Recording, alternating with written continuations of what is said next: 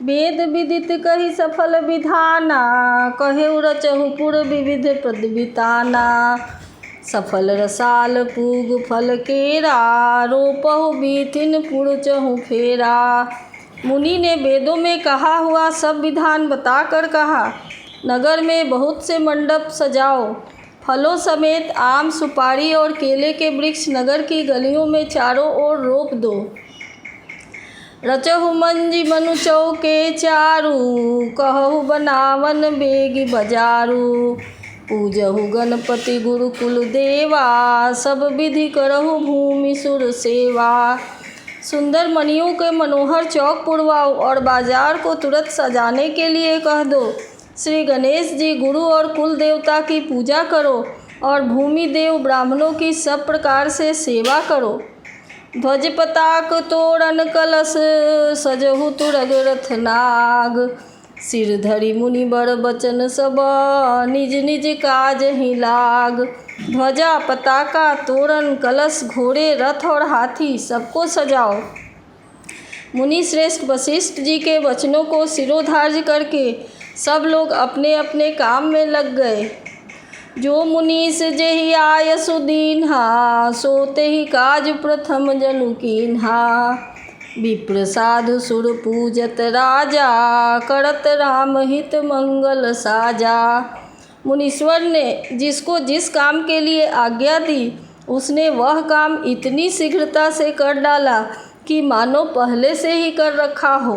राजा ब्राह्मण साधु और देवताओं को पूज रहे हैं और श्री रामचंद्र जी के लिए सब मंगल कार्य कर रहे हैं।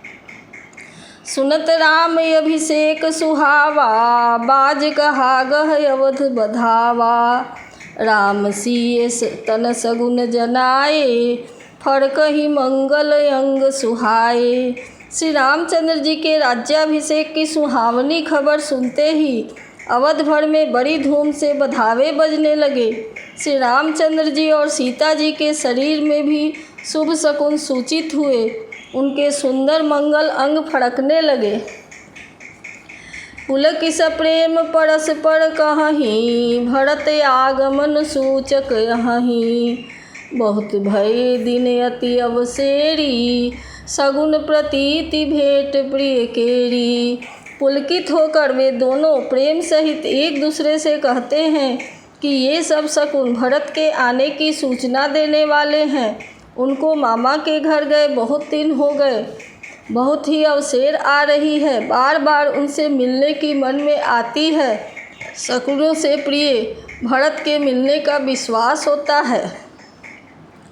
भरत सरिस प्रिय को जग माही, इहै सगुन फल दूसर नाही। राम ही बंधु सोच दिन राति, अंडन कमठ हृदय जेहि भांति। और भरत के समान जगत में हमें कौन प्यारा है। शकुन का बस यही फल है, दूसरा नहीं। श्री रामचंद्र जी को अपने भाई भरत का दिन रात ऐसा सोच रहता है जैसा कछुए के हृदय में अंडों का रहता है। एहि अवसर मंगल परम, सुनि रह सेउर निवास। शोभत लखि विधु बढ़त जनु, बारिधि बीच बिलास। इसी समय यह परम मंगल समाचार सुनकर सारा रनिवास हर्षित हो उठा। जैसे चंद्रमा को बढ़ते देखकर समुद्र में लहरों का आनंद सुशोभित होता है। प्रथम जाई जिन्ह बचन सुनाए, भूषण बसन भूरि तिन्ह पाए। प्रेम पुलक तन मन अनुरागी, मंगल कलश सजन सब लागी। सबसे पहले रनिवास में जाकर जिन्होंने यह वचन सुनाए, उन्होंने बहुत से आभूषण और वस्त्र पाए। रानियों का शरीर प्रेम से पुलकित हो उठा और मन में प्रेम में मग्न हो गया। वे सब मंगल कलश सजाने लगी। चौके चारु सुमित्रा पूरी, मणिमय विविध भांति अति रूढ़ी। आनंद मगन राम महतारी, दिए दान बहु विप्र हकारी। सुमित्रा जी ने मणियों से बहुत प्रकार के अत्यंत सुंदर और मनोहर चौक पूरे आनंद में मग्न हुई। श्री रामचंद्र जी की माता कौशल्या जी ने ब्राह्मणों को बुलाकर बहुत दान दिए। पूजी ग्राम देवी सुर नागा, कहे बहोरी देन बलि भागा। जेहि विधि होई राम कल्याणु, देहु दया करि सो वरदानु। उन्होंने ग्राम देवियों, देवताओं और नागों की पूजा की और फिर बलि भेंट देने को कहा, अर्थात कार्य सिद्ध होने पर फिर पूजा करने की मनौती की और प्रार्थना की कि जिस प्रकार से श्री रामचंद्र जी का कल्याण हो, दया करके वही वरदान दीजिए। गावही मंगल कोकिल बैनी, विधुबदनी मृग शावक नैनी। कोयल की सी मीठी बानी वाली, चंद्रमा के समान मुख वाली और हिरण के बच्चे से नेत्रों वाली स्त्रियां मंगल गान करने लगी। राम राज्य अभिषेक सुनी, हिय हर से नर नारी। लगे सुमंगल सजन सबा, विधि अनुकूल विचारी। श्री रामचंद्र जी का राज्याभिषेक सुनकर सभी स्त्री पुरुष हृदय में हर्षित हो उठे और विधाता को अपने अनुकूल समझकर सब सुंदर मंगल साज सजाने लगे।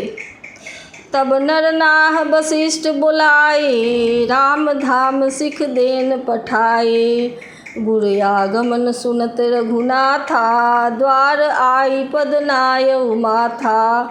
तब राजा ने वशिष्ठ जी को बुलाया और समयोचित उपदेश देने के लिए श्री रामचंद्र जी के महल में भेजा। गुरु का आगमन सुनते ही श्री रघुनाथ जी ने दरवाजे पर आकर उनके चरणों में मस्तक नवाया।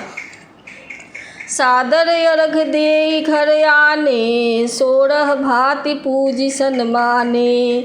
गहे चरण सिय सहित बहोरी, बोले राम कमल कर जोड़ी।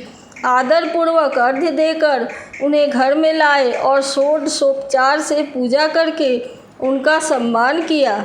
फिर सीता जी सहित उनके चरण स्पर्श किए और कमल के समान दोनों हाथों को जोड़कर श्री राम जी बोले, सेवक सदन स्वामी आगमनु, मंगल मूल अमंगल दमनु। तदपि उचित जनु बोली सप्रीति, पठइए काज नाथ यस नीति। यद्यपि सेवक के घर स्वामी का पधारना मंगलों का मूल और अमंगलों का नाश करने वाला होता है, तथापि हे नाथ, उचित तो यही था कि प्रेम पूर्वक दास को ही कार्य के लिए बुला लेते, ऐसी ही नीति है। प्रभुता तजी प्रभु कीन्ह सनेहु, भयउ पुनीत आज यह गेहू। आयसु होई सो करौ गोसाई, सेवक लहई स्वामी सेवकाई। परंतु प्रभु आपने प्रभुता छोड़कर स्वयं यहाँ पधार कर जो स्नेह किया, इससे आज यह घर पवित्र हो गया। हे गोसाई, अब जो आज्ञा हो मैं वही करूं। स्वामी की ही सेवा में सेवक का लाभ है। सुनि सनेह साने बचन, मुनि रघु बरहि प्रशंस। राम कस न तुम कहु अस, हंस बंस अवतंस। श्री रामचंद्र जी के प्रेम में सने हुए वचनों को सुनकर मुनि वशिष्ठ जी ने श्री रघुनाथ जी की प्रशंसा करते हुए कहा कि हे राम, भला आप ऐसा क्यों न कहें।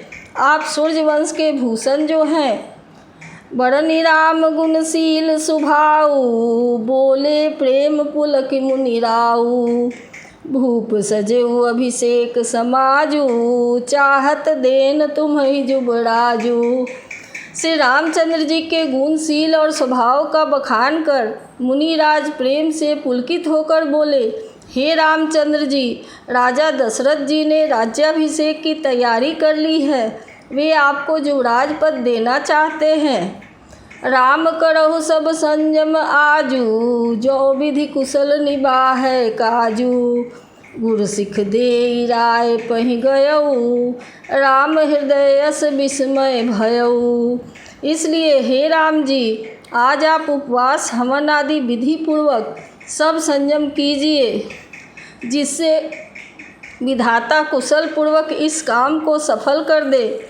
गुरु जी की शिक्षा देकर वे राजा दशरथ जी के पास चले गए। श्री रामचंद्र जी के हृदय में यह सुनकर इस बात का खेद हुआ कि जन्मे एक संग सब भाई, भोजन शयन के लड़िकाई। करन बेध उपबीत बियाहा, संग संग सब भय उछाहा। हम सब भाई एक ही साथ जन्मे। खाना सोना लड़कपन, खेल कूद कंछेदन यज्ञोपवीत और विवाह आदि उत्सव सब एक साथ ही हुए। विमल वंश यह अनुचित एहू, बंधु बिहाई बढ़ही अभिषेकु। प्रभु सप्रेम पछितानि सुहाई, हरऊ भगत मन कै कुटिलाई। पर इस निर्मल वंश में यही एक अनुचित बात हो रही है कि सब भाइयों को छोड़कर राज्याभिषेक एक बड़े का मेरा ही होता है। तुलसीदास जी कहते हैं कि प्रभु श्री रामचंद्र जी का यह सुंदर प्रेम पूर्ण पछतावा भक्तों के मन की कुटिलता का हरण करे। तेहि अवसर आए लखन, मगन प्रेम आनंद। सन्माने प्रिय बचन कही, रघुकुल कैरव चंद। उसी समय प्रेम और आनंद में मग्न लक्ष्मण जी आए। रघुकुल रूपी कुमुद के खिलाने वाले चंद्रमा श्री रामचंद्र जी ने प्रिय वचन कहकर उनका सम्मान किया।